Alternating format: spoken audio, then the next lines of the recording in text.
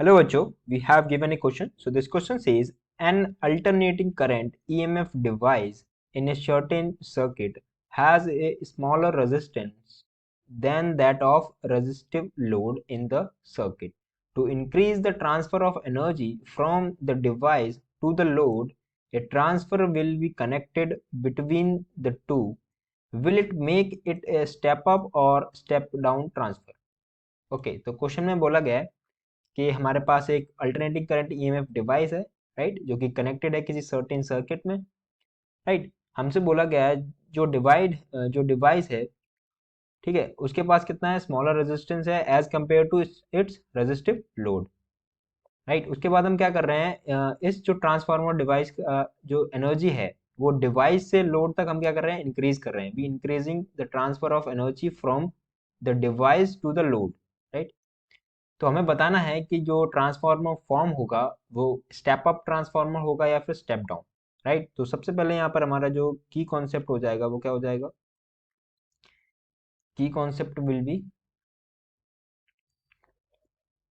की concept, right. यहाँ पर हम ट्रांसफार्मर की बात कर रहे हैं तो हमारा की कॉन्सेप्ट क्या हो जाएगा, ट्रांसफार्मर, राइट। और उससे रिलेटेड कुछ रेशियोज, राइट। रेशियोज क्या होते हैं, वो रेशियो हमारे पास होता है voltage at secondary coil divided by voltage at primary coil is equals to number of terms at secondary coil divided by number of terms at primary coils, right. ये ratio को भी हम क्या करेंगे, यूज करेंगे टू डिटरमाइन कि हमारे पास कौन सा ट्रांसफार्मर होगा, राइट। अब हमें पता है कि ट्रांसफार्मर दो टाइप्स के होते हैं, step up and step down, right. तो कंसीडर कर लेते हैं कि हमारे पास एक ट्रांसफार्मर है, ये हमारे पास प्राइमरी कॉइल हो गया, right, and this is secondary coil, जहाँ पर एक लोड को हमने कनेक्ट कर दिया, राइट, इसको लोड को कनेक्ट कर दिया, right, this is load,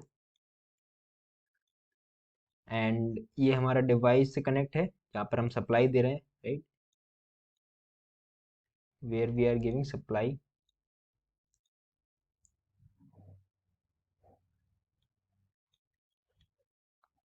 right.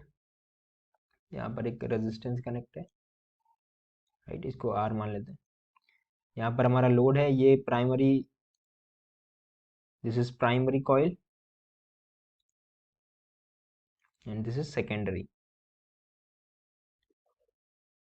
Right. यहाँ पर number of secondary coils and यहाँ पर number of primary coils, right. तो हम कर क्या रहे हैं, हम कर रहे हैं एनर्जी को इंक्रीज, ये हमारे यहाँ से डिवाइस से हम सप्लाई प्रोवाइड कर रहे हैं लोड तक, तो उसको क्या कर रहे हैं, हम इंक्रीज कर रहे हैं, ठीक है। हम अब हमें पता है जब हम डिवाइस से लोड तक एनर्जी को इंक्रीज करेंगे तो लोड का जो पोटेंशियल होगा वो भी क्या होगा, इंक्रीज होगा, right.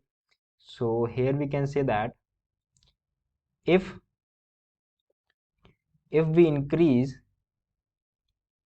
if we increase the energy of the if we increase the energy from device to load the potential of secondary coil will also greater, the potential of secondary coil will greater, right, will greater। तो यहाँ से हम क्या conclude कर सकते हैं कि जो हमारा पोटेंशियल होगा सेकेंडरी कॉइल का वो क्या होगा, greater than potential of primary coils, right. अब हमारा अगर पोटेंशियल सेकेंडरी कॉइल्स का ज़्यादा है तो हम इस रेशियो से क्या देख सकते हैं, इस रेशियो से हम देख सकते हैं अगर हम पोटेंशियल सेकेंडरी कॉइल्स का ज़्यादा है तो नंबर ऑफ टर्म्स भी क्या होंगे, ज़्यादा होंगे। So we can say that number of terms at secondary coil will be greater than number of terms at primary coils, right। अगर number of terms at secondary coil ज्यादा हैं तो ये हमारा कौन सा ट्रांसफार्मर होता है, step up transformer, right. Step up transformer में क्या होता है, number of terms at the secondary coil is greater than number of terms at the primary coil, so it will it will be a step up transformer।